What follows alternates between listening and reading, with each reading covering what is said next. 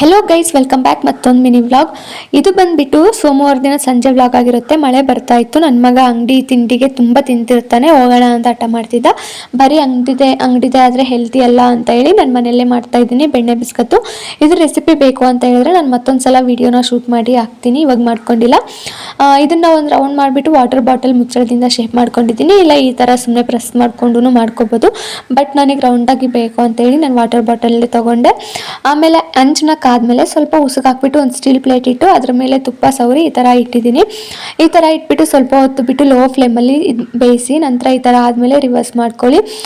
ಇದು ಸ್ವಲ್ಪ ಡಾರ್ಕ್ ಆಗಿದೆ. ಚಿಕ್ಕ ಪಾಪು ಅಲ್ವಾ, ಅರ್ಧಂಬರ್ಧ ಬೆಂದರೆ ಸರಿ ಇರೋದಿಲ್ಲ. ಅದಕ್ಕೋಸ್ಕರ ನಾನು ಎರಡು ಸೈಡು ಬೇಯಿಸ್ತಾ ಇದ್ದೀನಿ. ನಂತರ ಬಿಡಿಸೋಣ ಅಂತ ಹೇಳಿ ಬಿಡಿಸ್ಕೊಳ್ತಾ ಇದ್ದೆ. ನನ್ನ ಮಗನೂ ಹೆಲ್ಪ್ ಮಾಡ್ತಾ ಇದ್ದೆ. ಇವನು ತುಂಬ ಕ್ಲೀನಾಗಿ ಬಿಡಿಸ್ತಾನೆ, ದೊಡ್ಡ ದೊಡ್ಡ ಮಗು. ಬಟ್ ನಿಧಾನಕ್ಕೆ ಬಿಡಿಸ್ತಾನೆ.